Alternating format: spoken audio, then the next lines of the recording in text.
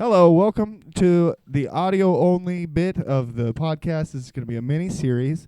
When not everybody can show up, we're going to do something special for you guys. We're going to have a guest on, special guests from all around the world. Today, Josh couldn't make it, so I'm going to be doing it solo. But today we have, go ahead and introduce yourself. I'll let you introduce yourself. Hey, this is Joey Wheeler, and want to talk about the Duel Monsters and the tournament going on right now.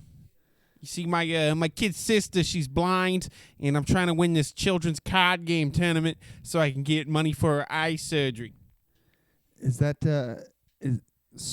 how much money exactly are you going to win from the? I think it's gonna be. The card on it depicted has a lot of gold coins on it, so I'm assuming it's quite a bit. How much have you been quoted on how much the surgery is going to cost? Well, considering insurance is so expensive these days, and we kind of just avoided going to the doctor about it. Could just be high blood pressure. Who knows? So you haven't gone to see a specialist. You just. Well, my doctor. He's got a blue eyes white dragon, and I had to duel him, for copay, and he won because blue eyes white dragons attacks 3,000 points, and red eyes black dragons only 2,600, so he kind of won that one, Flame swordsman. Forgot about flame swordsman.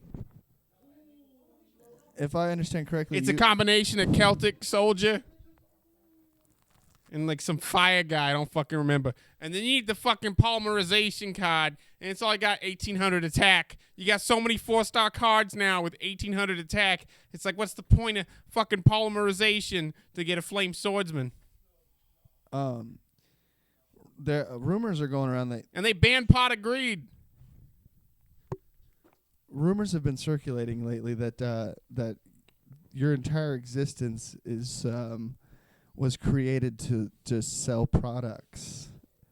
Do you have something to say about that? Well, yeah, it's the amount of ill will you generate out there is often indicative of your success. You know what I mean? Name one famous rapper without any haters.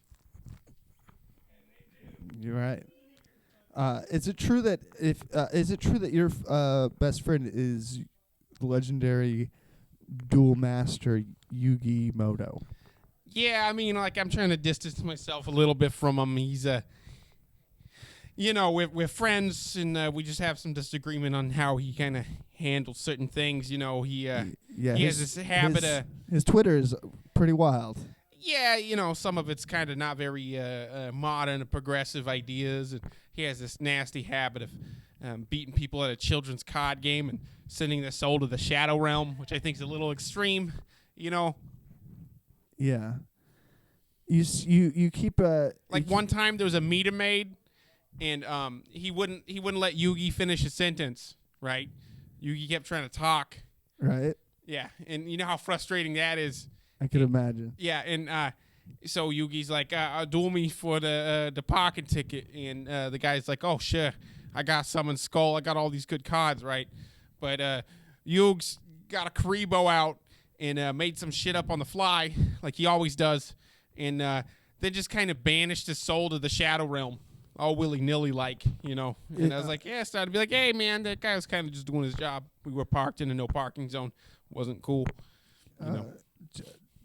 So it's interesting that you would try choose to distance yourself from Yugi, because there are some crazy, some would say, conspiracy theories about the guy's character floating around. Well, yeah, there's like a little bit of child trafficking. He was like, okay, so he was really trying to get a hold of the 5 pieces of Exodia because Weevil Underwood, dick move, threw him off a cruise ship. Long story. The rich pedophile guy who started the game had an island, a secret island. A lot of celebrities went there, Jerry Seinfeld? No, not that one. What is his name? The producer Epstein, from Nickelodeon. No, Pegasus. Yeah. Oh. Yeah, it was Pegasus. He was out there. Anywho, that was kind of a wild ride. A lot of names on a flight list there. But Yeah, Yugi's name is on there like 37 times. yeah, and he kind of got wrapped up in a bad way. Yeah, and he got involved with the Jedi, so that was a little weird. Yeah, with the recent Ghislaine Maxwell trial, what she has been saying about the Jedi is pretty far out. Well, they kind of sell themselves as like the Hollywood good guys. She's dropped a lot of names. Qui-Gon Jinn. Yeah. He was scouting little boys on desert planets and shit. Mace Windu. Yeah, Mace. Jar Jar Binks being mentioned quite often in the redacted files. Yeah, I'll tell you what about Jar Jar. Jar Jar was another guy who was trying to get out. You know what I mean? Misa not into this no more, or Misa thinks no one's gonna believe you. He had a lot of, he was trying to get out, but let's just say he used to be a major player, but he started feeling remorse near the end. Similar to a lot of questions have been raised after the meeting with Jar Jar Binks and Luke Skywalker on Tatooine. It seems that Luke himself tried to distance himself from the Jedi after speaking with Jar Jar. Do you know what could have been talked about or what was said at that meeting? Well, so Luke was kind of groomed, I'll just say, by his Uncle Ben, and he was all mixed up and confused in his head, and so the Sith were anti-child trafficking types, and the methods were a little extreme, some might say, but Anakin really led the forefront of that sort of scenario, and they hunted down all the pedophiles on Megan's Law, Order 66, right? They found all the pedophiles, all the Jedi, and they hunted them down as best they could, but at the end of the day, it seemed to persist, and his own son was turned against him, head filled with lies and all this. After Luke killed his own father, and they took down the leader of the resistance against the pedophiles, Emperor Palpatine, good guy. Now he held the funeral, and Jar Jar attended and kind of let him know everything that had gone down, and kind of fucked with Luke a little bit because. Is it true that Anakin may have known something about all this in the Anakin was one of the first Jedi to defect to the the Sith side. Yes, but then again, there was his mother issues. Yeah, he had mommy issues, because she let the sand people in, and they were a little they were a little touchy. Syrians packing sand up her ass. Yeah. For that rough fuck, the Sanderians, they would hit it to the right, but never to the left, making the left side jealous. That's why she was more right wing than most.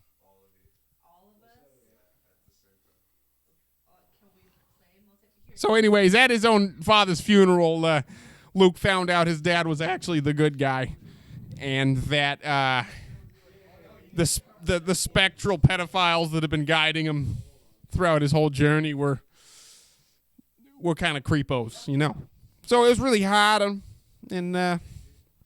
Yugi Moto kind of got mixed up in that mix too, Yeah, what is Yugi's role in all of this? Well, at first it was lust for power. He was an ancient pharaoh spirit invading a little boy's body. And whenever he would engage in duel monsters, he would come inside him, and take over, so to speak. But like in a not cool way. You know what I mean? I think I do. So there was an ancient Egyptian pharaoh pedophile spirit invading my good friend. Do you think there might be more? Do you think there might be more of these ancient pedophile spirits, and there might be some kind of agenda that they might be? Well, it's called adrenochrome, right? What is that? Does that have something to do with what Sandra Bullock uses to moisturize her face? No, it's a Yugi card. Look, I would love to talk more, but it seems like we're out of time. We got to go. All right, thank you very much, Fuck My Ass Floyd, for having me on. It's fantastic to shed some light on some of these issues. Thank you. Yeah, I'm sorry Josh couldn't be here, but maybe next time. Goodbye, folks. It's an Ibanez. So, yeah, I was contacted by the Sith and the CIA. They wanted me to wear a wire to collect some info, and the statute of limitations is passed, whatnot. So it's been long enough that we can kind of release some of this archival footage. I was wearing a wire with some of our adventures that me and Yug had, and I'd like to share some of it.